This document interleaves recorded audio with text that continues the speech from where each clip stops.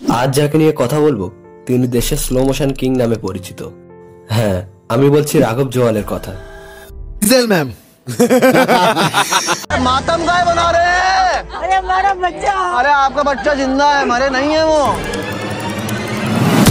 আজকের এই ভিডিওতে তার ক্যারিয়ার শুরু, সিনেমা ইন্ডাস্ট্রিতে এন্ট্রি, জনপ্রিয়তা এবং আপকামিং প্রজেক্ট সহ সবকিছু নিয়ে কথা বলবো। চলুন জেনে নেওয়া যাক রাঘব কিভাবে এই ছোট্ট শহর থেকে উঠে এসে দেশের স্লো মোশন কিং হয়ে উঠলেন। 1991 সালের 10 জুলাই উত্তরাখণ্ডের দেরাদুনে রাঘবের জন্ম হয়। ছোটবেলা থেকেই নাচ ভালোবাসতেন, কিন্তু কখনো কোনো বড় ডান্স স্কুলে যায়নি। ইউটিউব দেখে নিজে নিজে ডান্স প্র্যাকটিস করতেন। তারপর একদিন হঠাৎ সিদ্ধান্ত নিলেন ডান্স ইন্ডিয়া ডান্স 3 এ অংশ নেবেন। প্রথমবার তিনি বাদ পড়েন, কিন্তু হাল ছাড়েননি। আবার ফিরে এসে এমন পারফর্ম করলেন যে সবাই তাক লেগে গেল। বিশেষ করে তার স্লো মোশন ডান্স দেখে সবাই মুগ্ধ হয়ে যায়। ডান্স ইন্ডিয়া ডান্সের পরেই শুরু হলো রাঘবের নতুন জীবন। তিনি ছোটদের ডেড লিস্ট মাস্টারের স্কিপার হিসেবে কাজ করলেন। তারপর ডান্স প্লাসের মতো বড় শো এর হোস্ট হলেন। তার কমেডি টাইমিং, নাচ আর কথা বলার ধরন সব মানুষকে হাসাতো আর আকর্ষণ করত।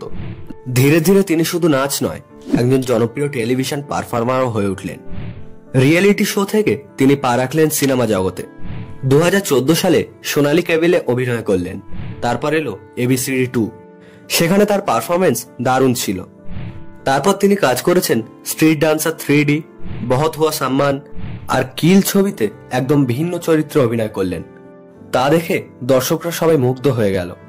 বিশেষ করে সম্প্রতি মুক্তি পাওয়া ব্যাটস অফ বলিউডে তার অ্যাক্টিং নিয়ে নতুন কিছু বলার নেই।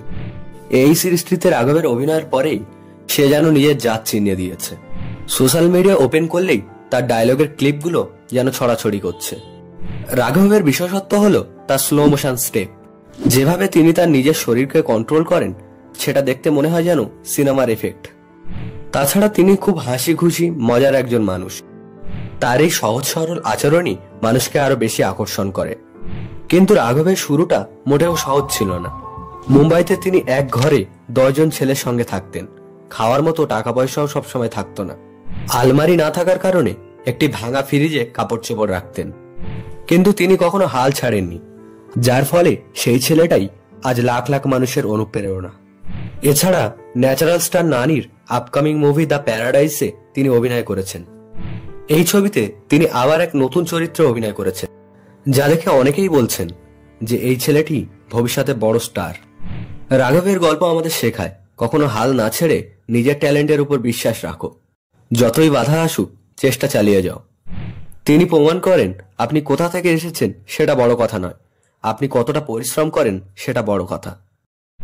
বন্ধুরা, এই ছিল রাঘব জুয়েলের জার্নি, একজন সাধারণ ছেলে হয়ে দেশের স্লো মোশন কিং হয়ে ওঠার গল্প। ভিডিওটি ভালো লেগে থাকলে লাইক, কমেন্ট আর সাবস্ক্রাইব করতে ভুলবেন না।